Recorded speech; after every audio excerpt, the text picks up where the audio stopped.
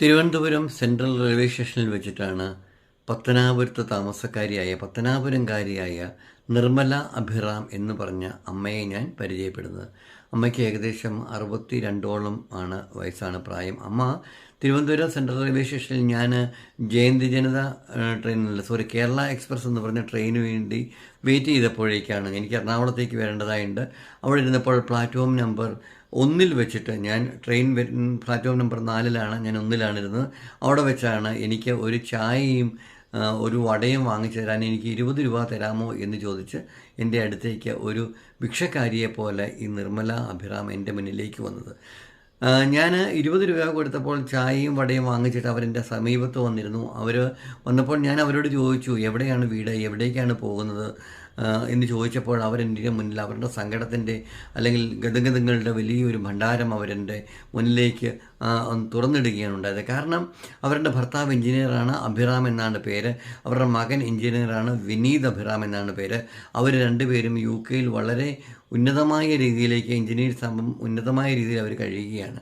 അവർ പറഞ്ഞു, ഞാൻ ഇതുവഴി നടക്കുന്നത് ഈ റെയിൽവേ സ്റ്റേഷനിൽ കൂടിയും ബസ് സ്റ്റാൻഡിൽ കൂടിയും പഞ്ചായത്ത് റോഡിൽ കൂടിയും അല്ലെങ്കിൽ പല സ്ഥലങ്ങളിൽ കൂടി ഇങ്ങനെ അലഞ്ഞു തിരിഞ്ഞ് നടക്കുവാനുള്ള കാരണം എൻ്റെ മകനും എൻ്റെ ഭർത്താവുമാണ്.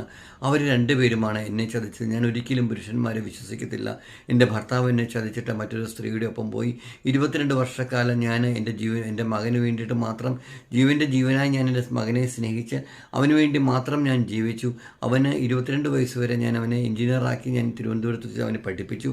അവൻ എഞ്ചിനീയർ ആയപ്പോൾ അവൻ പറഞ്ഞു അവന് UK പോകണമെന്ന് പറഞ്ഞു. അങ്ങനെ എൻ്റെ പേരിലുണ്ടായിരുന്ന വീട് സ്ഥലവും ഞാൻ പണയപ്പെടുത്തി അവന് UK പോകാനുള്ള ഉപരിപഠനത്തിനും ജോലിക്കുമായുള്ള പണം കൊടുത്തു.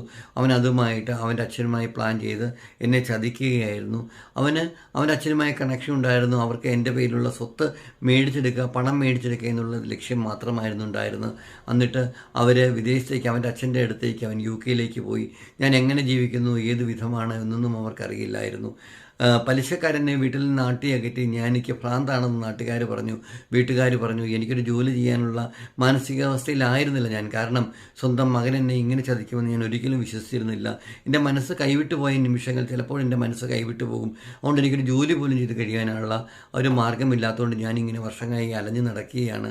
ഞാൻ എൻ്റെ മകനായിട്ടുള്ള വിനീത് അഭിറാം ഈ ലോകത്തിൻ്റെ എവിടെയാണെങ്കിലും ചിലപ്പോൾ സന്തോഷമായി സുഖമായി കഴിയുന്നുണ്ടായിരിക്കും. പക്ഷേ ഈ അമ്മയുടെ വേദനയും ആവലാതിയും ആകുലതകളും ഒരിക്കലും അവൻ തിരിച്ചറിയുന്നില്ല. പക്ഷേ അത് തിരിച്ചറിയുന്ന ഒരു സമയം വരുമെന്ന് പറഞ്ഞ് കരഞ്ഞുകൊണ്ട് എന്നോട് നിർമ്മല അഭിറാം എന്ന് പറഞ്ഞ അമ്മ പറഞ്ഞ കഥകൾ ഞാനിവിടെ പോസ്റ്റ് ചെയ്തിട്ടുണ്ട്.